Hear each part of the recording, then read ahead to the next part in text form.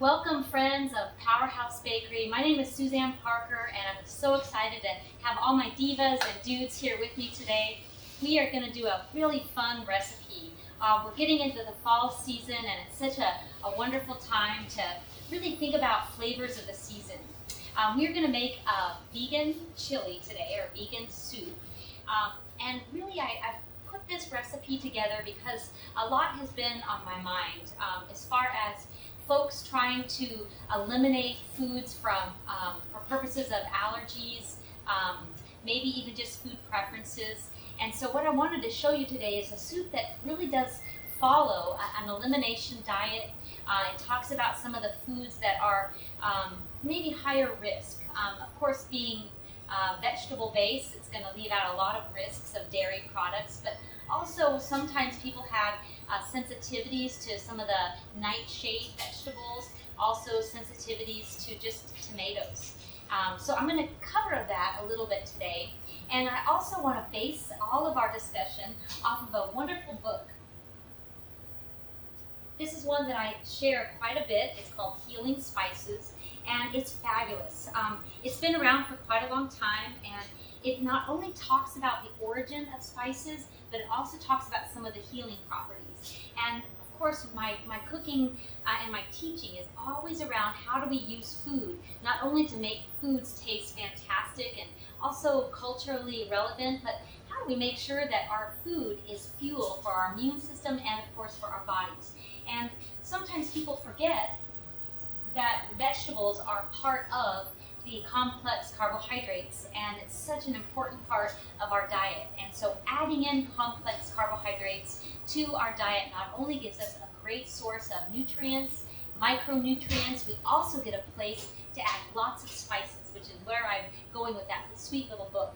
And so let me get some goodies started in my skillet. I've been letting it warm up just a bit, and so I'm going to be adding in some of my oils. This is a blend, and I'm going to give you this recipe. This is a blend of olive oil as well as some sesame oil. We want to have some good flavors, and remember the seeds, like sesame, is a great way to add in flavor and also nutrients. And I'm going to start toasting some very special seeds. Here I've got fennel, I've got some coriander, as well as cumin seeds, and that's going to add fantastic flavor. You can hear them starting to bubble just a little bit, and I'm going to add in some all-time favorite in our Texas area, and that is some jalapeno. So now I'm going to turn down my heat just a bit, and I'm going to get it to start cooking away. So I just want them to get lightly browned, and then I'm going to start adding in my other ingredients. And the nice thing about cooking vegan is you don't have to worry about getting the meat to a certain temperature. We want to delicately cook all of our items. The next thing I'm going to add in is some celery, because again, this is going to be a tougher vegetable. Look at the other ones that I have going. I also am going to be adding in some squash, and I'm going to leave out some of the more sensitivity vegetables, which of course would be the tomato and onion. So I'm going to keep it really soft, and this is such a nice approach for someone that has a sensitivity to the root vegetables, the ones that have allicin, which is a phytochemical that we love, but it also can cause some tummy upset on occasion. So I'm going to let this simmer just a bit. I'm going to put the lid back on it, and I'm going to turn the temperature back up just a bit because I want those vegetables to start to brown. And I'm going to show you the finished product. And as soon as I open up the lid, you're going to see that it's a whole different color. So this is my finished veggie soup. And you guessed it, there's a special ingredient that I haven't mentioned yet, and that is pumpkin. It is absolutely a gorgeous soup. It's rich in color and so much flavor. I've added carrots, I've added celery, and of course the zucchini, and those beautiful herbs, and a little bit of that jalapeno. And when we serve it up, of course you can add in some mushrooms, you can add in some already cooked other veggies if you have them in your fridge. I love to really emphasize using some leftovers whenever you have them. And again, veggies are so easy to really mix and match and add into your beautiful soup or stew. Isn't that gorgeous? And I'm going to serve it here with some of our homemade vegan focaccia. And this is so pretty too because it has a fantastic seed blend. And so those same seeds that I cooked the soup with are on my little slice of bread too. And so this is our beautiful finished product, and I can't wait to have you try it. We're going to have this on our menu here at Powerhouse Bakery, so it's a great option. So again, look through the ingredient list when I post it for you, and you'll see that there's lots of ways to add variation if you like.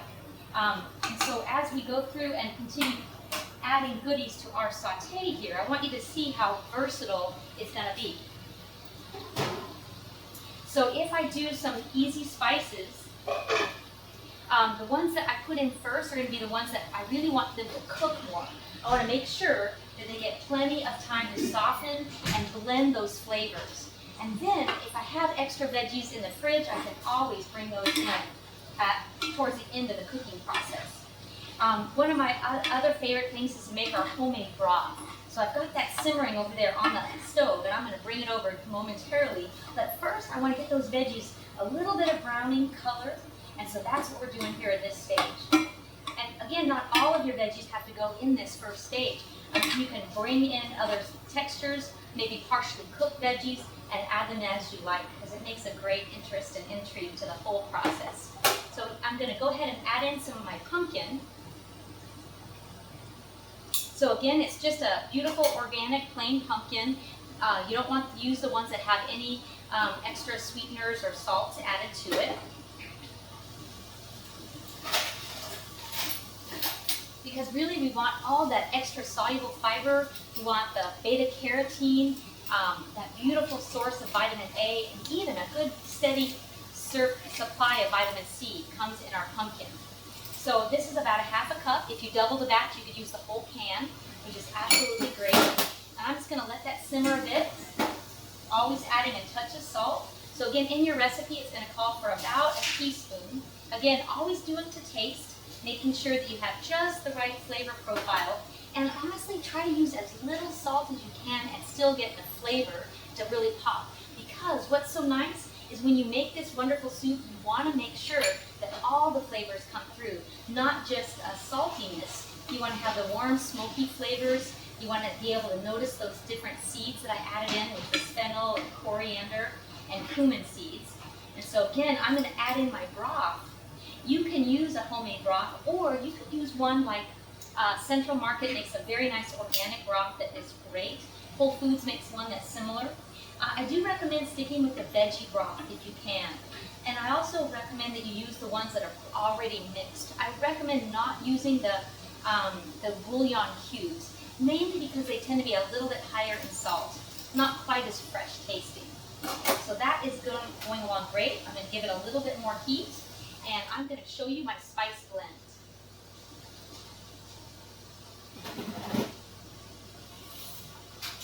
So as I put together my spice blends, I've got several that are really important to the whole process. This one is going to be coriander, our beautiful blue tape, but it's all organic, and it's a really wonderful light aroma. It's almost fragrant like flower, so I'm going to add that in. And then we've got our traditional chipotle, and when you see this chipotle, I want you to see how bright and beautiful that color is. It's got so much going on. It's really a aromatic. Anytime you open up a spice, it should definitely let you know what flavors are going to pop. And then I've got my other seeds. So this one is caraway, which I think is excellent. And that actually wasn't in my seed blend, and so I'm going to sprinkle some in as we go. Perfect. And oregano. So as many herbs as you can to get that nice blend. You always want to work towards getting a soft flavor. And so that's about a half a teaspoon, and that's going to go into my blend. You can use fresh herbs if you like, but in general, we're going to have access to more of the dried herbs. So I want you to really get comfortable and how to season and use the dried herbs. Then comes my smoked paprika. And this is one of my absolute favorite spices. It is so beautiful in color, and it's so bright. The flavor is gentle, but it's definitely going to pop. So it's one of my favorites. All right, so here we go. We're going to do a teaspoon of my smoked paprika. There is that beautiful color. I just love how that pops. So you can do your spice blend, and you can start off with a small little bowl and add all your spices together, which is really one of my favorite ways to do it. And in the recipe that I'm going to give you, it's pretty simple because we do a 1-to-1 ratio of 4 primary spices. That's going to be coriander, paprika, of course, we can't forget the all-important oregano, and our thyme. So look how pretty those are becoming. So important. All those flavors are going to really pop. Now, if you wanted, you could also add some cumin.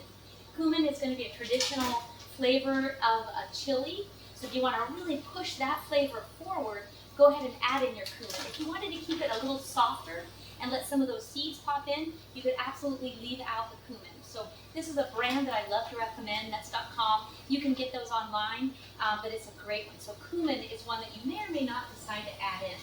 But now I've got my beautiful blend, the oregano, thyme, coriander, and that beautiful paprika. Now the chipotle that I added in a little while ago, or I mentioned, it might be too hot for some people on an elimination diet, so I didn't add much of that one in at all, because you want to be careful with that hot of the spice. But this is looking just gorgeous. I'm going to let it saute for another minute or so, and then we're going to add in our broth. There's one more special ingredient, though, that I want to highlight. Again, when we're looking at a vegan dish, we want to find ways to get plenty of protein.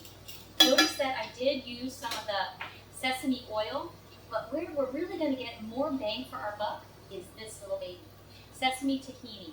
This is an ingredient that I'm going to add into our soup. It's going to add texture. It's going to add a wonderful dose of flavor that you might not be able to recognize. It's soft, it's slightly nutty, but it's not a strong flavor. And this one is very nice because it's very creamy. Sometimes you can get tahini that's more cake-like, it's hard.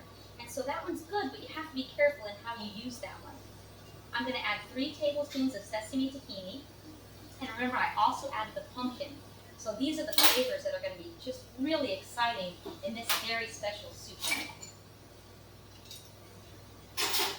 Now I'm going to stir this around a little bit and notice the texture. We've got some different sizes. We've got that beautiful half slice of the the summer squash, that yellow. And then we've got a little smaller chunks. Then we've got the zucchini going. And then, of course, our very soft celery. So that is getting just where I want it. And notice here in my cooked product, they all come out soft. And so even having different textures, it's really pleasing to the eye to be able to have some interesting texture in there. And again, if you wanted to add in cooked vegetables, you can always add those in and it gives it one more dimension. So it makes it very nice. If you had some leftover peas, you could add in. One way to add more protein would be to add in some edamame, which is a great way to add in protein. That soybean is so versatile and it gives you lots of bang for your buck. All right, now I'm ready to add in some of my broth.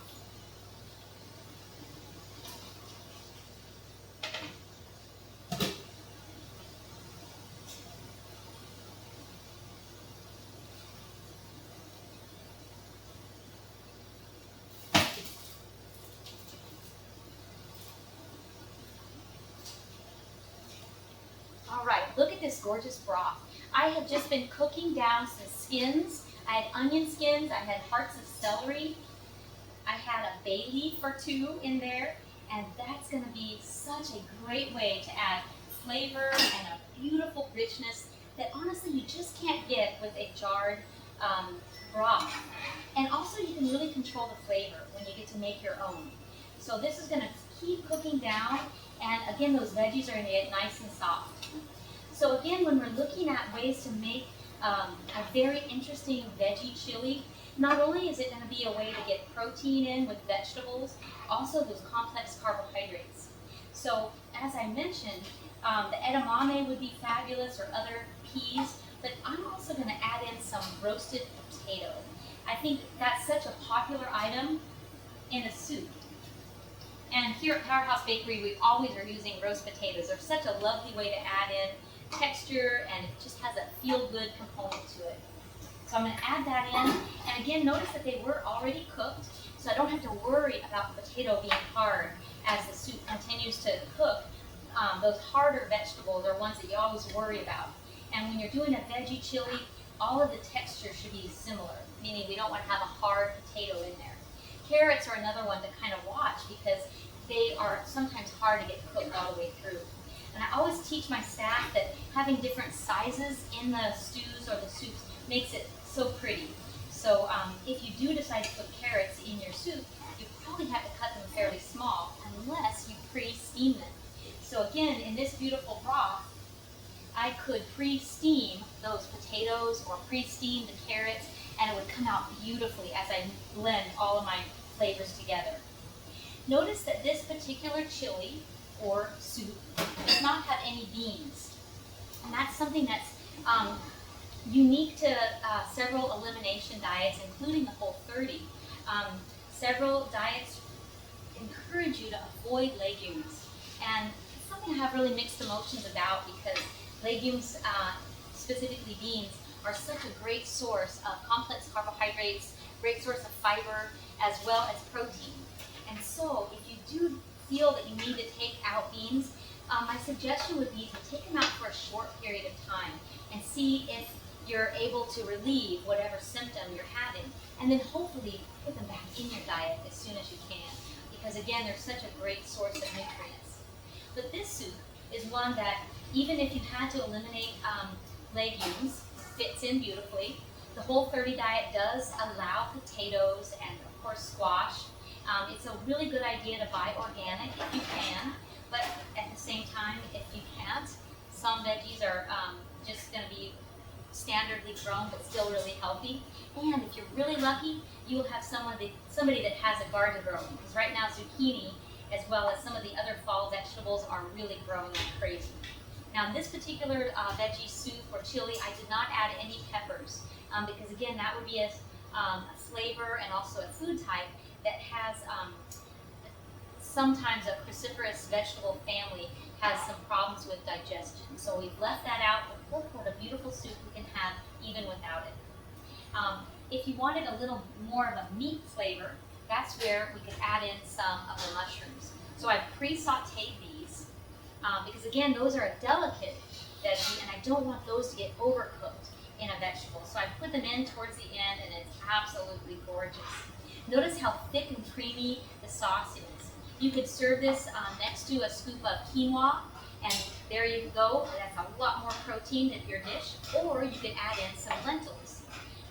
Again, another way to add in lots of fabulous protein. It's going to be cooking just a little bit more, but I want to show you that last add-in that I think is so valuable in a beautiful fresh soup. At the end of the cooking, we want to add in something fresh and interesting. So that's where all these beautiful fresh herbs come in. So I've got a blend of fresh parsley. It's going to be an organic flat leaf. And I've got some cilantro. So even though I didn't add in cumin, which is that traditional chili flavor, I can still get a hint of that by adding in some fresh cumin. So that's a great way to go. It's not too hot. It just has a little essence of that Spanish flavor. When you see soups that are made in Chile, as well as even in the African continent, this is a very common soup combination, and that's the pumpkin with the mushrooms and then the fresh herbs put in on top. So I'm just going to do a fresh chop and sprinkle those in. So notice too that I'm pretty generous with how much of those greens I'm adding in, because we definitely don't want to hold back on this absolute rich source of antioxidants. So I'm just stirring that in a little bit more. And again, this should be towards the end of the cooking. In the Filipino culture, they actually give you a very large bowl of greens that you put in right when you're eating it. And I absolutely applaud that idea. To this dish, we could even put on the side a bundle of arugula or spinach and let it drop right in just as you're ready to serve it. And again, those are all permissible in any elimination diet. The greens are sources of not only fiber, but also all those micronutrients. And when you're trying to heal your gut or trying to identify what food allergies you have, chances are it's not coming from a green. So it's a great thing to add in. I'm almost ready for the last bit of my broth. Now I did not add any salt to my broth because I want to make sure that I have the most neutral flavors to work with, so that when I do serve, I can add in extra salt at that point. And so whether it's adding a little more salt or maybe none at all, and you just add some fresh ground pepper, that's a great way to add a little touch of flavor at the very end. So notice in this finished product, I have mushrooms, which will give it a little bit of a meaty texture. I've got some potatoes to really stick to your ribs and have that comfort food feel. I have very low allergen vegetables in here, which are the zucchini and all those beautiful fresh herbs. Parsley is great for a tummy that's sensitive. Adding parsley to that diet is so important. And then I've got just a touch of cilantro to bring in that Spanish feel to this beautiful soup. And again, just as a review, you could serve this alongside some rice or some rice noodles. The brown rice noodles are one of my absolute favorites, and it will be a beautiful, feel-good, warm soup. Very easy to tolerate and very full of nutrients. So I hope this helps. I'm going to serve up one more little bowl so you can kind of see how it looks so pretty with all those extra herbs and beautiful vegetables. So all in all, the cook time is really only about 30 minutes. And that gives me enough time just to soften the vegetables, because again, we want to have a little touch of al dente to that. And if I wanted to add a little touch at the very end, and I've already added in my spices, heck, a little bit of green onion is still permissible on any elimination diet because it's a lot more delicate. So there you are, a beautiful bowl of vegetable and pumpkin soup. Don't forget the sesame tahini as well. So I hope you love it, and let me know what you end up cooking as a special add-in for yours. Thanks so much for joining me.